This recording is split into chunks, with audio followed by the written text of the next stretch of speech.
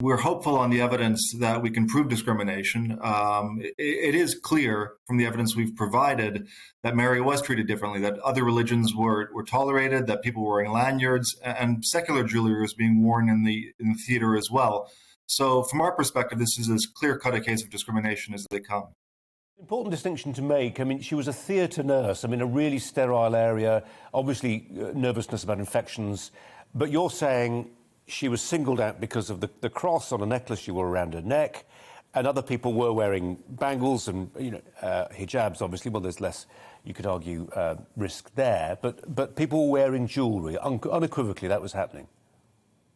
Yes, and in fact, there was one incident where Mary, during a procedure where a patient was under general anesthetic on the table, she was accosted in the theater, and the anesthesia, the doctor giving the anesthesia was wearing jewelry, was wearing bracelets that were open and uncovered.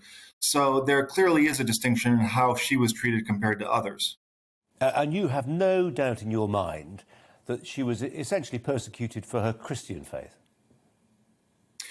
Well, it might not have been for her Christian faith, but it was certainly an intolerance towards the fact that it wasn't one of the recognized diversity religions or other beliefs. As the dress code policy says in the hospital, that they welcome, as part of diversity, other religions wearing their jewelry. Lanyards were worn, including rainbow lanyards. If you go to the NHS Croydon site on Twitter, they post all sorts. There's a picture on the screen right now of the keys and the lanyards she was wearing in the theater.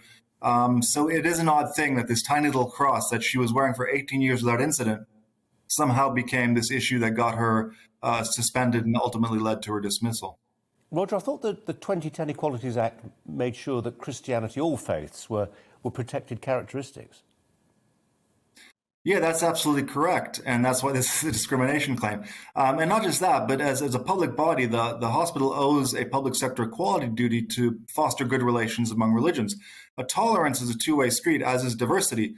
If you want to promote diversity, you have to do it with an equality of arms. And singling out the cross as the one no-go zone is troubling indeed.